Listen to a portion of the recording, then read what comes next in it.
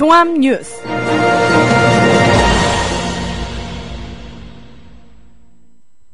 (4월 11일) 국민라디오 정오종합뉴스입니다. 먼저 오늘의 주요 뉴스입니다.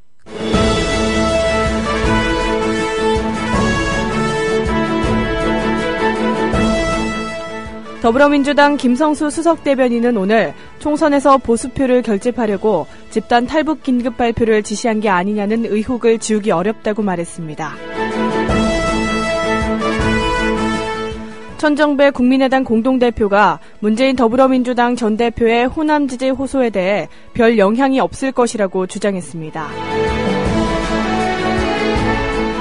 심상정 정의당 대표는 오늘 새 국정을 돼지 여물통처럼 여기는 새누리당의 민낯이 만천하에 드러나고 있다고 비판했습니다. 위안부 피해자 하상숙 할머니의 병세가 다소 좋아진 것으로 확인됐습니다. 국민라디오 정오종합뉴스 잠시 후 시작합니다.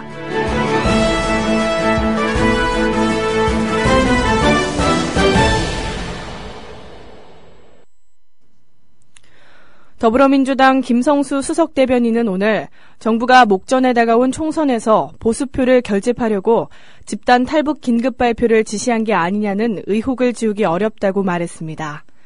김 대변인은 주무부처의 반대에도 불구하고 청와대가 나서 직접 발표를 지시한 이유가 무엇인가, 통상 탈북자는 입국 뒤에 국가정보원 등의 합동신문을 거쳐 보호 여부를 결정하는데 정부는 이런 절차를 생략하고 탈북 사실을 먼저 공개했다고 지적했습니다. 이어서 대통령이 새누리당 상징색인 붉은 재킷을 입고 전국을 도는 것도 모자라 탈북 사건까지 선거에 이용하려 하다니 정말 후안무치라며 총선에 사활을 건 듯 개입하려는 청와대의 행태는 국민의 심판을 불러일으킬 뿐임을 엄중히 경고한다고 말했습니다. 새누리당 김무성 대표가 이번 20대 국회를 마지막으로 정치를 그만두겠다고 말했습니다. 김 대표는 오늘 오전 부산 연제구 김희정 후보의 지원 유세에서 대한민국이 선진국으로 가는데 우리가 일할 수 있도록 도와달라며 이같이 밝혔습니다. 그러나 김 대표 측은 정계 은퇴가 아니라 더는 총선에 도전하지 않겠다는 의미라고 설명했습니다. 김 대표는 이어 부산에서 새누리당이 전승해야만 과반을 확보할 수 있다며 부산 유권자들의 전폭적인 지지를 당부했습니다. 김종인 더불어민주당 비상대책위원회 대표는 일당 독재국회가 성립될 수 있는 심각한 위기 상황에 처해 있다며 지지를 호소했습니다. 김 대표는 오늘 경기 수원 경기도당 회의실에서 발표한 대국민 성명을 통해 이번 총선의 분명한 민심은 박근혜 정부와 새누리당 심판이다. 수도권은 물론 영남에서조차 새누리당 지지율이 지금처럼 낮았던 적은 없었다. 그럼에도 불구하고 오히려 그들이 이길 가능성이 높아지고 있다며 이같이 말했습니다. 그는 가짜 야당이 아니라 진짜 야당을 뽑아달라. 야당답지 않은 야당을 선택해서는 안 된다며 국민의당을 가짜 야당으로 규정한 뒤 절망의 나라가 아니라 희망의 나라를 후대에게 남겨줘야 한다고 강조했습니다. 더불어민주당 문재인 전 대표가 지난 8일과 9일 호남을 찾은 지 이틀 만에 오늘부터 다시 1박 2일 일정으로 호남 방문에 나서기로 했습니다. 문 전 대표는 오늘 오전 부산 경남 유세를 마친 뒤 전남으로 이동해 광양 여수를 시작으로 호남 유세에 들어가 내일 오후까지 광주 전남 격전지를 방문할 계획입니다. 한편 새누리당 김무성 대표는 울산, 부산과 제주 지원 유세에 나섭니다. 김무성 대표는 어제에 이어 오늘 오전 울산을 시작으로 부산을 거쳐 늦은 오후엔 제주로 이동해 당 소속 후보의 지지를 호소할 예정입니다. 천정배 국민의당 공동대표가 문재인 더불어민주당 전 대표의 정치 생명을 건 호남 지지 호소에 대해 호남 민심에 별 영향이 없을 것이라고 주장했습니다. 천정배 대표는 오늘 CBS 라디오 김현정의 뉴스쇼와의 인터뷰에서 호남 민심이 문재인 전 대표의 세력과 등을 돌리게 된 것은 야당 내의 패권 문제 때문인데 문 전 대표의 발언을 보면 기득권을 유지하려고 했다든가 호남을 변방으로 만든다든가 등의 기존의 인식에서 한치도 벗어나지 않는 것 같다며 이같이 예측했습니다. 감성적인 측면은 있겠죠. 호남의 그 인심이라는 것이 원래 좀 감성적인 데가 있어요. 그래서 특별히 찾아와서 무릎을 꿇고 용서를 굽고 하는 분에 대해서 뭐 야박하게 생각할 것은 없다고 생각합니다. 근데 이제 문제의 본질은 이제 시기적으로도 이제 선거를 불과 며칠 앞둔 시기였다는 점도 지적할 수 있을 것 같고요.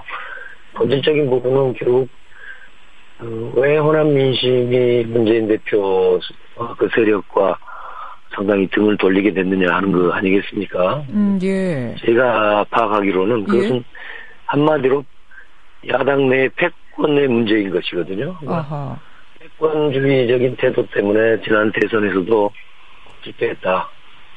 그 이후에도 그 패권에 대해서, 패권주의적 태도에 대해서 무슨 반성을 하거나, 이번에도 자세히 문재인 전 대표의 발언을 보면은요, 자신의 입장을 조금 더 바꾼 건 없어요. 자신의 입장을 바꾼 것이 없다? 오히려, 지칭은 안 했지만, 우리 국민의당 사람들이겠죠. 국민의당의 호남 정치인들에 대해서 강력하게 비난을 한 거지요. 기득권을 유지하려고 했다든가, 호남을 변방으로 만든다든가, 등등의, 기존의 인식에서 한치도 벗어나지 않은 것 같습니다. 그런 점에서, 호남 민심에 영향은 없을 거다. 저는 그렇게 봅니다. 별 민심에 영향이 없을 거다. 그는 또 국민의당의 선전에 대해서도 자신감을 표출했습니다. 네, 선거가 이제 이틀 앞인데요. 전국 방방곡곡에서 저희 국민의당에 대한 어떤 기대와 지지가 가파르게 지속되고 있다고 느껴집니다. 얼마 전에 이제 마지막 여론조사도 있었는데 선거에서도 비례대표 지지율은 오히려 더불어민주당은 훨씬 추월했다는 결과가 나와 있죠. 저희는 현재 추세, 현재 민심의 추이에 대해서 실제로 이렇게 판단하고 있습니다. 특히 호남에서는 전략적 투표를 늘 해오시는 분들 아닙니까? 그래서 저는 주로 이제 광주에서 보면은 광주의 8석이 사실은 한 지역구처럼 움직입니다. 거의. 그래서 호남에서 생각한 것 이상으로 전 의석을 석권하는 데 가까운 결과를 낼 수 있다고 보고 있습니다. 그리고 수도권 등지에서도 여러 가능성이 지금 커지고 있기 때문에 40석까지도 우리가 볼 수 있다고 생각합니다.